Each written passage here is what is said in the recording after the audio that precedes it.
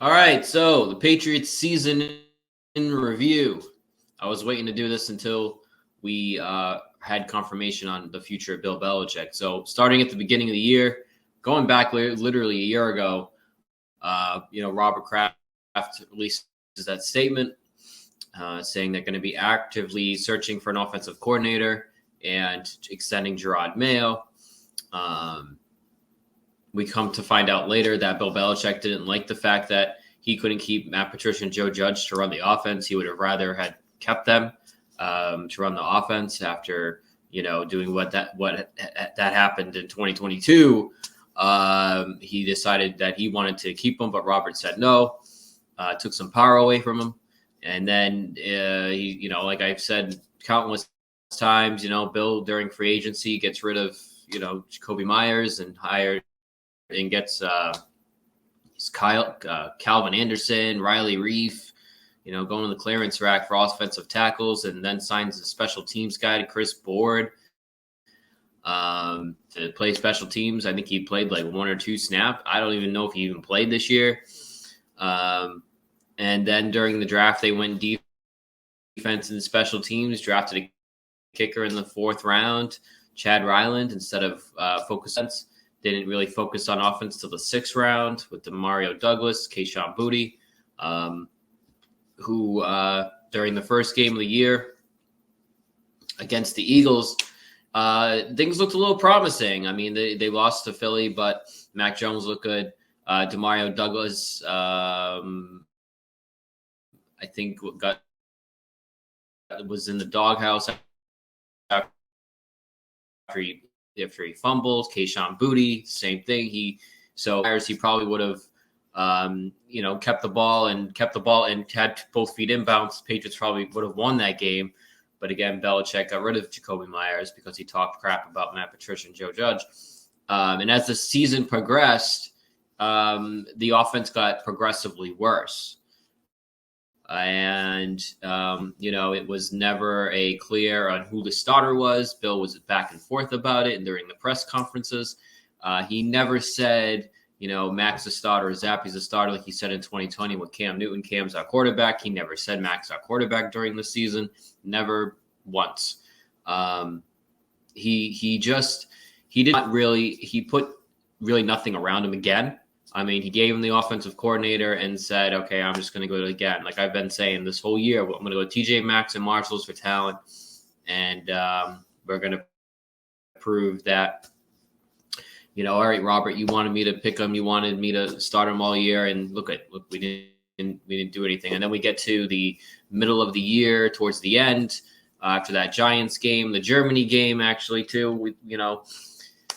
That Germany game was it for Bell. I mean, that game was probably the game where Robert said, okay, this isn't going to work anymore. And Jonathan.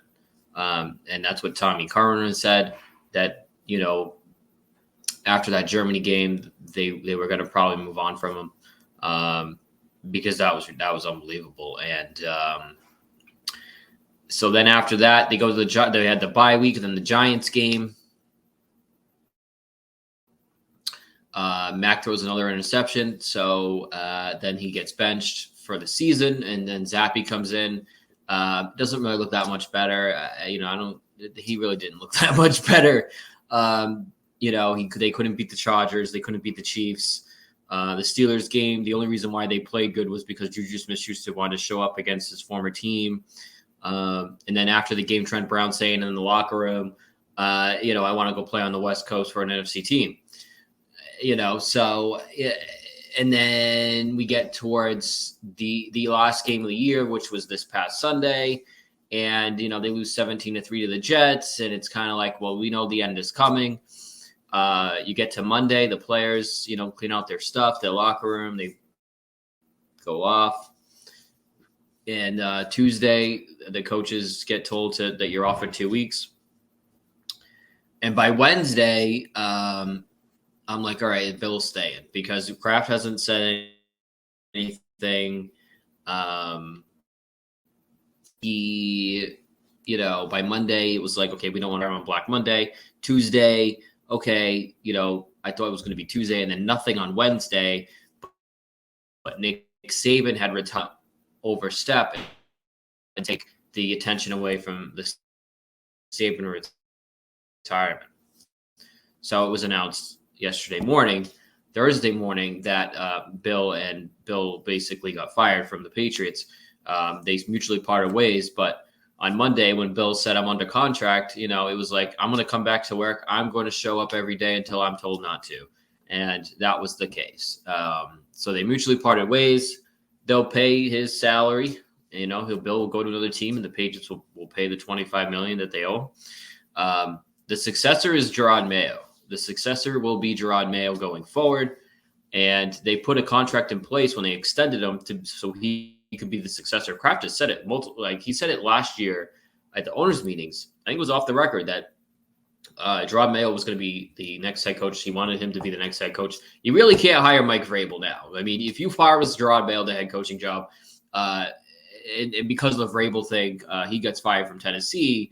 You can't go and say you could, but the perception wouldn't be looking good. The Rooney Rule and all that, it wouldn't look good, in my opinion, and probably a lot of people's other opinion is too. You have a chance to just get Gerard Mayo, and if you hire Vrabel, it's not going to look good. And then that's my opinion. I think Mayo, he played under Bill, he coached under Bill, and I think he'll bring a new perception. I think he'll have a GM, Elliott Wolf. I think maybe Steve Belichick stays as a DC. Maybe Brian Belichick stays too.